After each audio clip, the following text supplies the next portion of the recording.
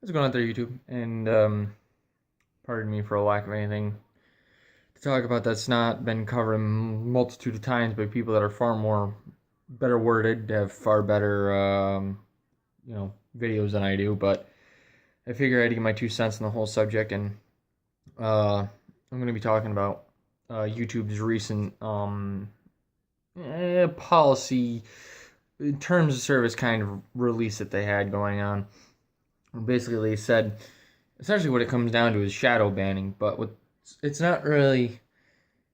So instead of just banning people outright for having opinions that aren't mainstream or that might be offensive to some people or things they view as hate speech or extremism as they put it themselves, they're not gonna just ban people. They're just gonna shadow ban them. So let's say you search, I don't know, Hitler 1938, 1940, anywhere, during the time that World War II was going on, or Benito Mussolini for that matter, or ISIS, Al Qaeda.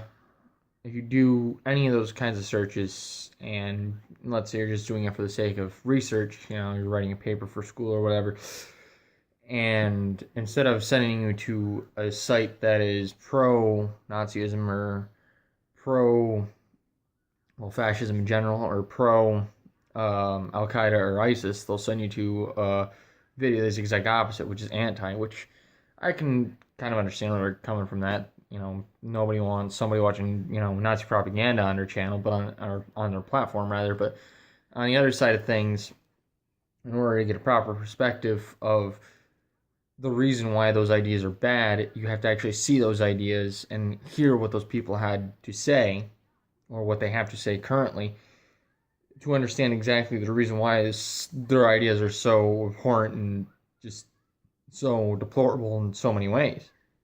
Now, that being said, a lot of larger YouTube channels have looked at this as kind of a situation where it's going to go one of two ways. Either it's going to go one way where things more or less remain relatively the same, or it's going to go the direction where it's going to put YouTubers that are of, we'll say, unpopular opinion in a certain box separated from regular YouTube. These people being anybody that holds even remotely different opinion than what is mainstream nowadays. So that could include myself, actually, in that umbrella if I wanted to, but I'm an extremely small channel and there's no reason for them to focus on me. So I don't really have to worry about it. Not that I was worried to begin with. Quite frankly, I couldn't care less. But YouTube's a private channel and they are allowed to do what they want. So this doesn't fall under the prospect of free speech, because while YouTube is a free, well, I say it's a free company, they're actually owned by Google, but since Google is its own company, its own private company, it's allowed to do as it pleases and allowed to enforce whatever rules that it sees fit. With that being said, do I agree with what they're doing? No. Do I think they should have the ability to do it? Yes. Is it anti-free speech? Yeah, it's anti-free speech in certain ways, but on the other hand, it's also a private company. It's not the government coming in and telling you, you can't say these things. It's a private company, meaning we don't want you to say this on our platform. So, in much the same way, it's let me use an example, like Colin Kaepernick when he took the knee during the national anthem. There's a lot of people that refused to allow them onto the team or to buy them. I don't know the technical definition of it is. I don't watch football, so. But there's a lot of teams that refuse to allow them onto the team, and certain people kind of looked at that, and this is relatively obscure, but there was a lot of people who looked at that and be like, oh well, they're oppressing his right to free speech. No, he's allowed to say what he wants, but the fact is that these other people are allowed to not agree with it and be like, all right, well, you're allowed to say that, but we don't want you on our team. And since that team is usually privately owned, the government's not saying that he can't do it. It's the private company being like, we don't want people to say the things that you say on our team. Well, with that being said, in the same regard, if another streaming site, such as like VidMe, Minds.com, alternatives to like Twitter, like Gab, and et cetera, if they start propping up, which actually I completely agree with entirely, because I feel like Google's monolith has gotten a little bit too big for its britches in a lot of ways, and it does need some, not even just someone, but a group of other intellectual properties to keep them more or less in line, because from where Google is standing, they can do whatever the hell they want and nobody can tell them that they can't do it because they don't have a larger alternative. But we'll see in the future. That might actually come to be different.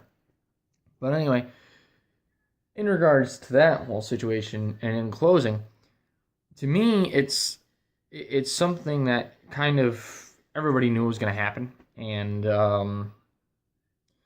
it's not really that unheard of. I mean, when I found out it happened, I was like, yeah, and I'm not surprised about it in the least. Also, with that being said, though, and I can understand some of the larger YouTubers, especially on, we'll not even say anti-SJW or skeptic side, we'll just say on the commentary side, have found themselves in a situation where, since their livelihood was built around this platform, they kind of found themselves in a little bit of a pinch, and I can understand where their fear and whatnot comes from. Because I don't do this is obviously this is my job. I'm not making any money doing this. I'm just doing it in my free time. I still have a full time job where I work 80 plus hours that pays all my bills and all that other adult stuff. This is just me putting my commentary out on a public platform for people to view. Whether or not they want to view it or whether or not they agree with me is irrelevant. However, there are other YouTubers that have like I said before, more or less built their foundation of their lives around this, and I do not in any way, shape, or form condemn them for their absolute, how's the word I'm looking for? Absolute taken aback by this. Being absolutely taken aback by this. And to this day, I don't know what to expect for the future. It like I said, it could go one of two ways. It could either things continue as they do and get better, or things go down a darker path and an alternative has to be born, which either way, I still wish an alternative would be born. Multiple alternatives, actually. But that being said, my next video will be Tuesday. I'm not sure what it's going to be on yet. I know there was a whole political debate with the Young Turks, Anna and Ann Coulter and Cenk Uygur and Ben Shapiro. Random fun fact, the reason why I didn't use Anna's last name is because I don't know how to fucking pronounce it. So, that being said, I will see you guys Tuesday and have a great morning, afternoon. Oh, wait, one more thing. I do have my computer now, so it's currently updating in the background, and it's slower than death, but it's better than nothing. So, anyway, that notwithstanding, I will see you guys Tuesday and have a good morning, afternoon, and or evening, and good night.